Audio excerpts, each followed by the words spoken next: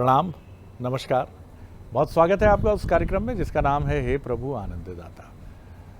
और आज इस कार्यक्रम में उस अनुरोध के साथ जो हम आपसे हमेशा करते हैं कि आप अपनी प्रतिक्रिया, अपने सुझाव, इस कार्यक्रम के स्वरूप को लेकर अपने विचार और भी जो भविष्यदर्शी दृष्टि और सोच और सुझाव हैं वो हमें भेजिए।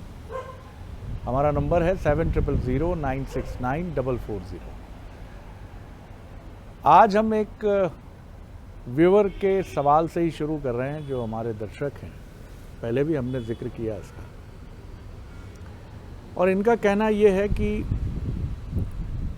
सरलता भी एक पवित्रता ही है, लेकिन सरलता को अंग्रेजी में जो एक शब्द है उससे क्यों जोड़ दिया जाता है, जिसमें कहा जाता है सिंपल्टन एटीट्यूड।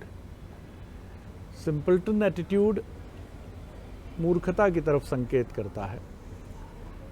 तो इनका कहना है कि बड़ा दुख होता है जब सरलता को मूर्खता का पर्याय मान लिया जाता है, जबकि सच्चाई तो ये है कि सब कुछ सीखा हमने न सीखी होशियारी, सच है दुनिया वालों कि हम हैं अनाड़ी। अनाड़ी हम इसलिए हैं कि हम जीतने से अधिक दूसरे को जिता देने का हौसला रखते हैं। कोई आके हमसे कहता है कि पैसे की ज़रूरत है, हमें मालूम है कि ये उतना नीडी नहीं है, लेकिन फिर भी हम ये मानते हैं कि नहीं, संबंधों के निर्वाह के लिए ज़रूरी है। लेकिन कुछ ही इस तरह की घटनाओं के बाद अगला व्यक्ति हमको मूर्ख समझने लगता है और उसको लगता है इनसे बहुत सरलता से धन ऐंठा जा सकता है। घर परिवार में भी इस तरह की शिकायतें आम होती हैं कि फला छुटकी बिटिया जो है वो मना नहीं करती। बाबूजी जब कहते हैं दिन रात अदरक की चाय चाहिए, तो रात 2 बजे कड़कती ठंड में भी बिटिया रानी नींद से उठकर ले आती है। अब बिटिया रानी का अनुराग तो कुछ दिनों में विलुप्त हो जाता है, उसकी जगह सीधी है बेचारी, गऊ की तरह सीधी, ना तो बा के मुँह में है नहीं है भैया, बोलो बिटिया तुरंत तैयार। अरे भैया, आपने कभी बिटिया के मन में झांकने की कोशिश की कि उसकी क्या इच्छा है? आपने उसको घर में कैद कर दिया, वो पूरे समय मेहमानों का भोजन बनाने में, और बाकी लोग हैं, बड़ी बहन हैं और भाभियां हैं, वो सब आनंद में निमग्न हैं। सब जगह का सच नहीं है ये, दफ्तरों में यही हाल है। सब वो तो मना कर रहे हैं, मैं नहीं कर पाऊँगा। अच्छा, वो राम बाबू हैं क्या? हाँ है ना, सब दे दो यार, वो कर देता। राम बाबू बेचारे रात को 9 बजे तक ऑफिस में बैठ के अपने 4-5 कोलीग्स जो बॉस के मुंह लगे हैं उनका काम भी निपटा रहे हैं। इसकी वाहवाही क्यों नहीं होती? ये प्रश्न तो मेरे मन में भी है कि जो चतुर है वो अपनी चतुरता का परचम फहराता रहता, अरे नहीं भैया उससे नहीं बोल रहा है, वो चटका देगा। और जो सीधा आदमी है उसके ऊपर हर आदमी, कोई उसकी तारीफ नहीं लेके जाता, उसके इंक्रीमेंट की कोई बात नहीं करता, घर में उसका मान सम्मान वैसा नहीं है जैसा होना चाहिए। तो ये ऐसे लोग वाकई बहुत दुखी हैं। जैसे इनका कहना है कि साहब, हमने सरलता का प्रतिफल हमेशा यही देखा कि लोग आपका एक तरह से फ़ायदा उठाने के लिए तत्पर रहते हैं। तो सरलता क्या वाकई एक विफलता या मूर्खता का दूसरा नाम हो गई है? या सरल जो व्यक्ति है वो अपने को कैसे हौसलामंद रखे? आज इसी पर हम चर्चा करना चाहेंगे। हमारे साथ हैं मानस मर्मज्ञ, भगवत गीता के अध्येता प्रोफेसर डॉक्टर सुरेंद्र बिहारी गोस्वामी। प्रणाम कर रहा हूँ गोस्वामी। विषय आपके सामने है। आज शरद जी जिस भद्र बहन जी ने, मैं उनको बड़ी पुण्यात्मा मानता हूँ जो सरल हैं, लेकिन उसके साथ मुझे दुख है कि उनको सरल होने का क्षोभ झेलना पड़ रहा है। उनको मैं प्रणाम करता हूँ, क्योंकि संसार में पवित्रता और सरलता समानार्थी शब्द हैं। जी बिल्कुल ठीक। पवित्र वही है जो सरल है। अंग्रेजी में अभी आपने एक शब्द का उपयोग किया, सिंपलिसिटी। अब 26 अक्षर का अंग्रेजी का ज्ञान है, 52 अक्षर का हिंदी का ज्ञान है।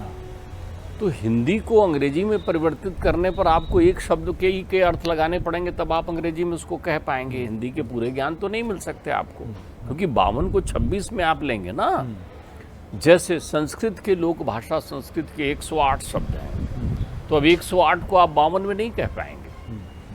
जैसे वैदिक संस्कृति के हमने सुना है 1008 व्याकरण की शब्द संरचनाएं हैं, तो उनको आप 108 में तो नहीं कह सकते ना। तो सिंपलिसिटी नहीं है। अगर अंग्रेजी में इसका नाम ढूंढेंगे तो सरल कौन है? जो नेचुरल है। प्रकृति ने आपको अनुपम भेंट दी है जिसमें मनुष्यता के गुण है, वो सरल है। मनुष्यता का सबसे पहला गुण है क्या आप सरल हैं। अब सरल कौन है? जो तरल है। सरल कौन है? जो तरल है, ठोस नहीं है, कड़ा नहीं है, आवरण नहीं है, बिल्कुल जल की तरह निर्मल है, जो वो सरल है।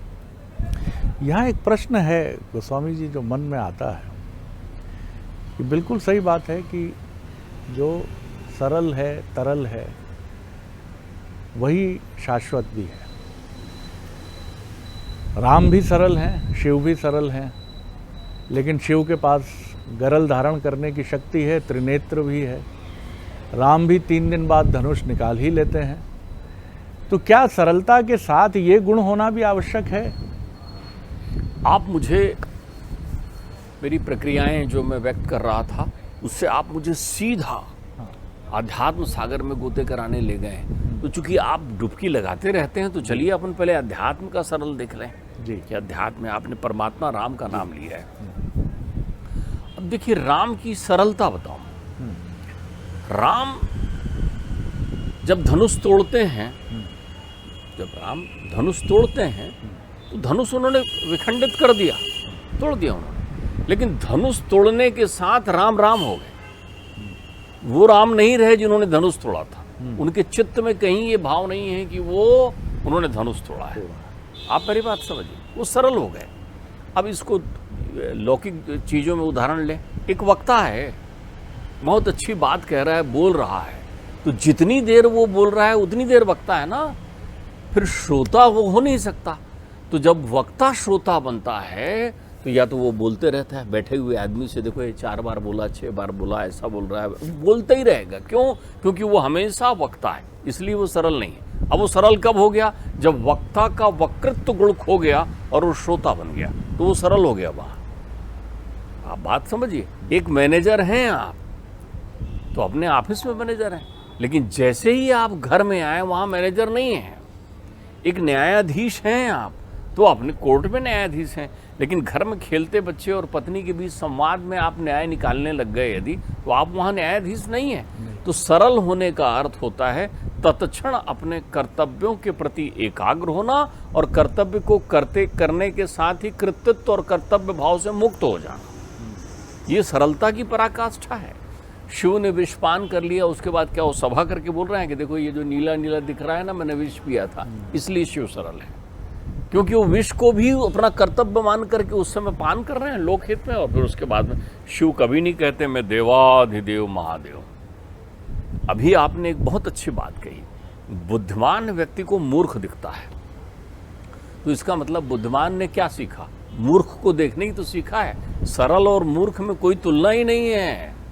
ठीक बात। अगर आप बुद्धिमान हैं तो आपको केवल मूर्ख दिखाई पड़ रहे हैं, तो आपकी बुद्धिमत्ता पर बड़ा प्रश्न चिन्ह है कि आपने कैसा चश्मा पहना है जिसमें आपकी बुद्धि में केवल मूर्खता ही दिखाई पड़ रही है और कुछ दृष्टिगत नहीं हो रहा है।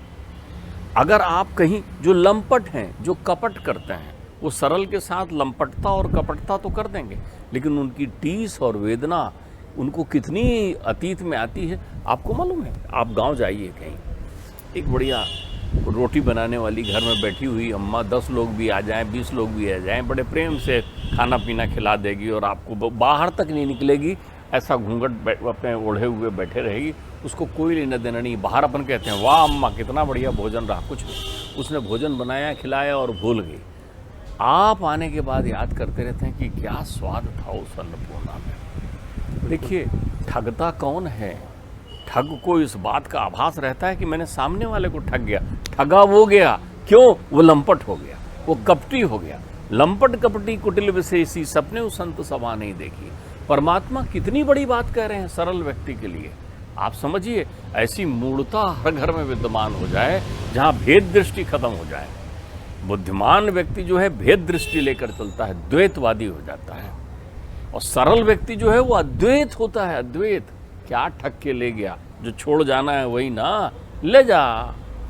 तेरा तुझको अर्पण क्या लागे मेरा, मेरा जो कर्तव्य था कर लिया, ले जा। एक भाई ने दूसरे भाई को ठग लिया, उसकी जमीन जायदाद पर हस्ताक्षर करा लिए। वो भाई को कहा आप निकल लाओ, भाई ने कहा मैं ठीक है, अच्छा भैया चलता हूँ, आपने ले लिया। मैंने उससे कहा इसने ठग दिया तुमको।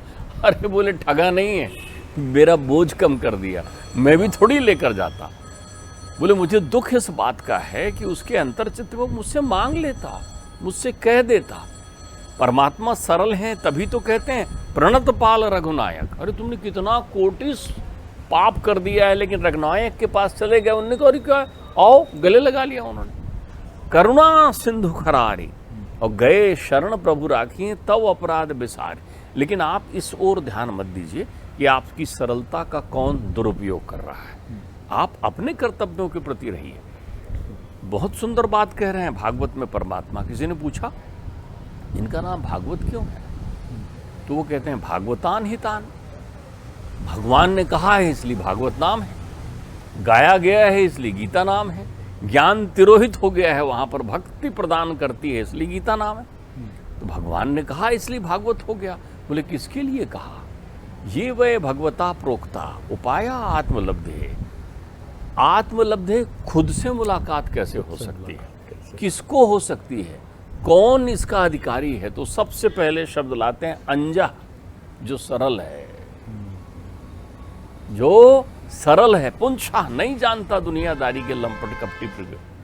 अंजा पुंसा अविदुषाम वृद्धि, जो संसार वालों की नजर में बुद्धिमान नहीं है, पढ़ा लिखा नहीं है, नहीं जानता, वो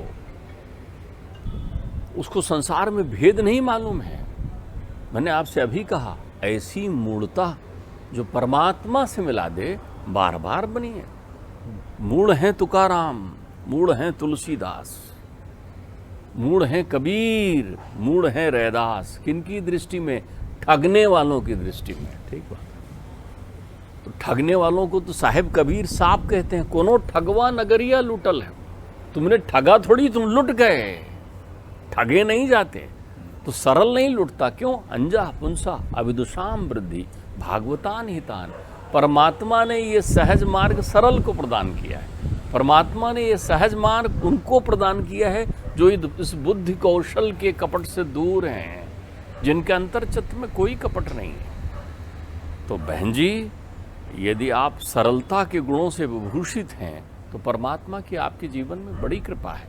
आप क्षोभ ना करें, कहीं से अपने अंतर्चित्त में क्षोभ की भावना मत रखें। ठगने दीजिए लोगों को, जो ठगने आए हैं। ध्यान रखिए, मेरे पिताजी बड़ा सुंदर उदाहरण देते थे। मेरे पिताजी कहते थे कि जो विषयों के लुटेरे हैं, विषयों के ठग हैं, विषयों के चोर हैं, वो काम की रात्रि में आते हैं। वो काम की विषयों की रात्रि में आते हैं और ठगे जाते हैं। वो ठगे जाते हैं 84 के लिए। ठीक बात। लेकिन जो राम और श्याम के लुटेरे हैं वो दिन के उजाले में आते हैं, आनंद के प्रकाश में आते हैं, और तुम्हारे चित्त में विद्यमान उस भक्ति रस का, उस माखन रूपी भक्ति का चौरी काम करते हैं, चुरा के ले जाते हैं। तो चित्तचोर तुम्हारे साथ रहेंगे। संसार के चोर तो ठग हैं, चित्तचोर प्रसन्न होता है सरलता से। तो तुम अपने चित्त में जो है उस चोर की प्रतीक्षा करिए। उन्होंने तुम्हारा चित्त बनाया है, तुम्हारे अंतर मन में इतनी निर्मलता है। ध्यान रखिए, आनंद के 3 भाग हैं। अपन तो कार्यक्रम ही कर रहे हैं, हे प्रभु आनंद दाता। कभी आनंद का विभाग करने का प्रयत्न करिए जी। आनंद के 3 विभाग हैं। एक आनंद को कहते हैं पार्श्विक आनंद, एक आनंद है पार्श्विक आनंद। ऐसा आनंद जैसे पशु उठाते हैं, वो आनंद जो संसार में मनुष्य के अतिरिक्त उठाते हैं। तो पशु को आनंद किसमें मिलता है, आहार, निद्रा, मैथुन। उनको खाना मिल जाए आराम से, उनकी काम क्रीड़ाएं हो जाए और उनको चैन की नींद मिल जाए, क्योंकि उनकी नींद बड़ी महत्वपूर्ण होती है, जो बड़े नसीब से उनको मिलती है। सोए नहीं कि मरे, नींद नहीं पड़ी कि शिकारी आया, जो भी शिकारी है वो आया। तो इन तीनों से आनंद की प्राप्ति होती है, उस आनंद को कहते हैं पार्श्विक आनंद। तो जो ये पार्श्विक प्रवृत्तियों से आनंद लेते हैं वो ठग कहलाते हैं। वो ठग हैं, वो ठग जिनको लूटने, खसूटने, झूठ बोलने ये तो पशु करते हैं, पशु की माया से पाश्विक आनंद लिया। एक आनंद होता है मानविक आनंद, एक होता है मानविक आनंद।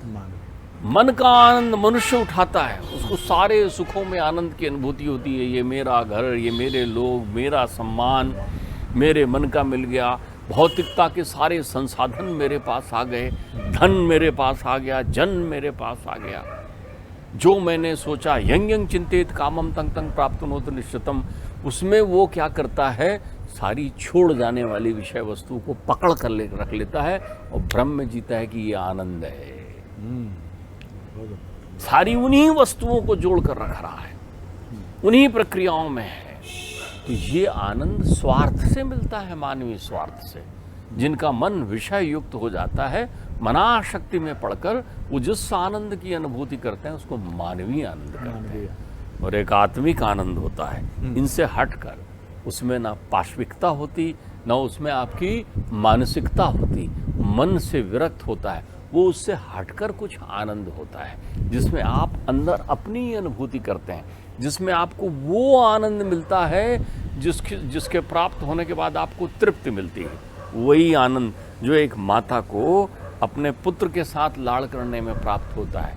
वही आनंद जब किसी दुखी के आंसू देखकर आपके आंसू निकलने लग जाते हैं, जब किसी को सुखी देखकर आप प्रसन्न हो जाते हैं, मैं सुखी हैं आप, कितने आप अंतर मन से खुश हो जाते हैं। जब किसी को बढ़ते देखकर आपको प्रसन्नता होती, बहुत बढ़िया, कितना अच्छा ये है। जब आप अपने अभावों को किसी और के पास प्रभाव में देखते हैं तो खुश हो जाते हैं। मेरे घर नहीं है एयर कंडीशन, मेरे घर नहीं है कूलर, कितना अच्छा है भैया आपके पास एयर कंडीशन और कूलर है। यह आत्मिक आनंद है। आत्मिक आनंद सरल व्यक्ति उठाता है। ठीक बात। तो आत्मिक आनंद से धनीभूति है इनका जीवन, लेकिन इसकी अनुभूति में अवरोध क्या हो रहा है? इनका ध्यान उस मानसिक और पाश्विक आनंद लेने वाले ठगों की तरफ जा रहा है। हमें क्या मालूम कौन ठग है। एक हुतोत्सो गयो श्याम संग को और राधे ईस। भाई मैंने तो अपना मन जो है रमा लिया है, मुझे तो यही रंग पसंद आ गया है। तो सरलता वो सद्गुण है जो संस्कार और परंपरा से आपको मिला है।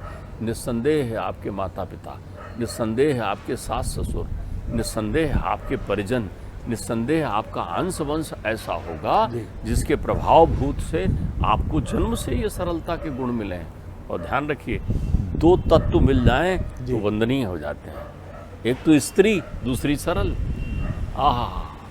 तो लक्ष्मी है, भगवत की अनंत कृपा हो गई। यदि किसी के जीवन में सरलता युक्त स्त्री और कन्या उस परिवार में है तो वो परिवार घर नहीं है, शांति का मंदिर है। ठीक बात है। स्त्री के साथ ये तो जुड़ता ही, लेकिन पुरुष भी उसी तरह से सम्माननीय है जो सरल है। और एक डॉक्टर साहब से बातचीत से ये चीज़ तो हम समझ पाए कि ढोना किसी भी चीज़ को कष्टप्रद ही है। वो चाहे आपकी महानता हो, वो चाहे आपकी सरलता हो या आपकी मूर्खता हो। मूर्ख तो आप हैं नहीं, क्योंकि मूर्ख को तो ये भान ही नहीं रहता कि वो सरल है कि चतुर है। तो यानी आप बुद्धिमान तो हैं ही, तभी तो आप विश्लेषण कर पा रहे हैं। क्योंकि जिस सरलता को व्यक्ति समझ रहा है कि ये दूसरे इसका लाभ उठा रहे हैं, फिर भी वो अपने अच्छे गुण को नहीं छोड़ रहा है, तो वो बहुत अच्छा है, बहुत सुंदर है उसका विचार। उसका चंद्रधर शर्मा गुलेरी की कहानी उसने कहा था,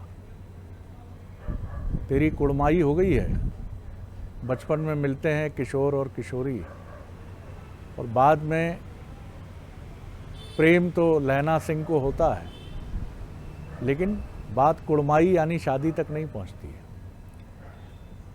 द्वितीय विश्व युद्ध का मंजर है, और बैरक में, खंदक में जिस सैनिक के साथ वो है, वो उसी कुड़माई वाली लड़की का हस्बैंड है, पति है। और लैना सिंह को जब ये मालूम पड़ता है, तो क्या ये सरलता का चरमोत्कर्ष नहीं है कि वो तय करता है कि जिस लड़की से दूध और छाछ खरीदते समय, दही खरीदते समय मिलते थे, उसके पति की प्राण रक्षा करके उसके सुहाग की रक्षा हर स्थिति में करनी है। ये कहानी है क्या सिर्फ? क्या भावुकता है? क्या आज भी ऐसे लोग नहीं हैं जो दूसरों के लिए जान दे देते हैं? वो स्वामी, देखिए मैं आपको बताऊं, सरल होने में अध्यात्म और भक्ति का आनंद सहज वेग से प्राप्त हो जाता है। परमात्मा राम कहते हैं, मोह कपट छल छिद्र न भावा। जो सरल हैं वो सज्जन हो जाते हैं, ध्यान रखिएगा। और जो सज्जन है वो संत की तरह जीवन व्यतीत करते हैं। मैं आपको बताऊं, सरल पथ पर यदि आप चलने लगेंगे तो लोगों का पूर्वार्ध ठग और छल कपट से अच्छा बीत सकता है, लेकिन आपका उत्तरार्ध सुखमय और आनंद से बीतेगा, ये सुनिश्चित है। सरल व्यक्ति के जीवन के जितने आदि भौतिक संताप हैं उससे वो मुक्त रहता है, ध्यान रखें। बहुत अच्छी बात आपने कही, और मैं फिर आपको 2016 के सिंहस्थ में ले जाऊंगा। एक ऐसे ही मनस्वी जिनसे हमारा निरंतर संवाद होता था, मैंने उनसे पूछा कि जीवन के बारे में किसी निष्कर्ष पर कब पहुँचे, तो उन्होंने कहा, हंसे, धवल दाढ़ी चेहरे पर, बोले इतनी जल्दी क्यों है तुम्हें निष्कर्ष जानने की। मैंने कहा नहीं, फिर भी जो भी हमने निवेशित किया है जीवन में उसका कोई निष्कर्ष तो हमें समझ आना चाहिए। उन्होंने कहा कि निष्कर्ष तो व्यक्ति अगर जितनी जल्दी समझ ले, आयु अवस्था उसकी कोई भी हो, लेकिन फिर भी अगर तुम जीवन के फलित की दृष्टि से देखते हो तो जीवन के उत्तरार्ध को देखना, 60 वर्ष के बाद के अपने जीवन को देखना कि तुम्हारा जीवन कैसा है। जब तुम्हारे पास जो पद था वो नहीं है, 60-65 जो भी आपकी आयु है, तुम्हारे पुत्र पुत्री जो हैं वो वयस्क होकर अपने जीवन में निमग्न हो चले हैं, और उसके बाद तुम देखना कि तुम्हारे जीवन में कितना आनंद है, कितना सुख है, कितनी पर निर्भरता है, कितना तुम्हारा स्वास्थ्य प्रचंड और प्रबल है, और कितने तुम प्रसन्न हो। उन्होंने कहा, जब घुटने मजबूत होते हैं तो संघर्ष करना बहुत आसान है। इसीलिए व्यक्ति कहता है 30 साल का था निकल गया, 50 साल में ये झंझावात आया निकल गया, लेकिन 60 के बाद बहुत विरले हैं जो ये कहते हैं कि सारी विपदाएं 60 से 80 के बीच गिरी मेरे ऊपर। रोग व्याधि, पुत्र पुत्री ने त्याग दिया, पत्नी विदा हो गई, लेकिन मैं लड़ा और मैं विजेता बना। इसलिए जीवन के उत्तरार्ध पे दृष्टि हमें रखनी चाहिए। जो लोग ये जीवन के प्रथमार्ध में या मध्यार्ध में ये सोचकर विचलित हो जाते हैं, फिल्म भी 2.5 घंटे की होती है साहब, 2 घंटे की होती है, और दी एंड तक तो आपको देखना ही चाहिए फिल्म को। तो रुकिए, ठहरिए, और सरलता से जो लोग पीड़ित हैं, जो ये मानते हैं कि उनकी सरलता उन्हें कष्ट दे रही है, नहीं, पिक्चर अभी बाकी है मेरे दोस्त, देखिए अंत तक। बहुत धन्यवाद गोस्वामी जी। अगले एपिसोड में एक और विषय लेकर उपस्थित होंगे। प्रणाम, नमस्कार।